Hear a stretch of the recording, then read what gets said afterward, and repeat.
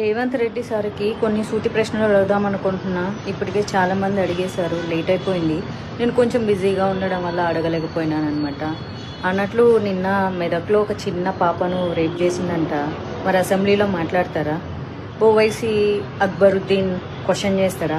పసిపిల్ల, ఆడబిడ్డ, ప్రాణం, పాపం, అయ్యో అబ్బాస్ తప్పు చేశాడు, శిక్ష విధించండి, దీని మీద మీరేమంటారు రేవంత్ రెడ్డి జీ అని అడుగుతాడా?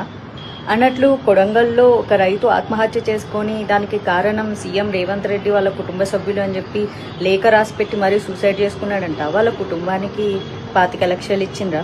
కొన్ని 25,000 ఎవరైనా ఇచ్చిండ్రా? ఆయన ఎవరో కోమటిరెడ్డి వెంకటరెడ్డి అంట. ఆయన పేరు పొద్దు తిరుగుడు పువ్వు అంట. ఎట్ట తిరుగుతాడంట. మరి మీరు ఆ రైతు ఇంటికి వెళ్ళి పరామర్శించి డబ్బులు ఇచ్చారా? అల్లు అర్జున్ చేసింది క్రైమ్ కాదు, ఆయనకు తెలియకుండా జరిగింది.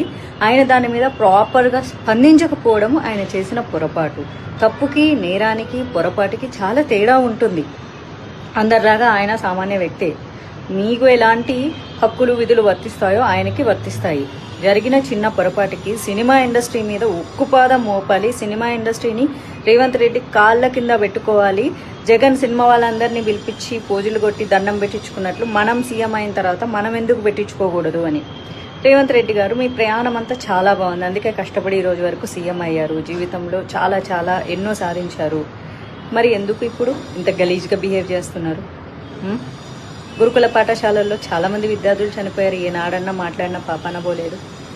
అందరికీ సమానంగా స్పందించండి, ఓకేనా? డైరెక్ట్గా బాధితులకు స్పందించకుండా సినిమా వాళ్ళ మీద పెత్తనం చెలాయించడానికి ఇప్పుడు దిల్ రాజును అడ్డం పెట్టుకొని పెత్తనం చెలాయించాలని చూస్తున్నారు కదా. ఏం చేస్తారు? సినిమా వాళ్ళ బతుకులు వచ్చి మీ కాలు మొక్కుతారు.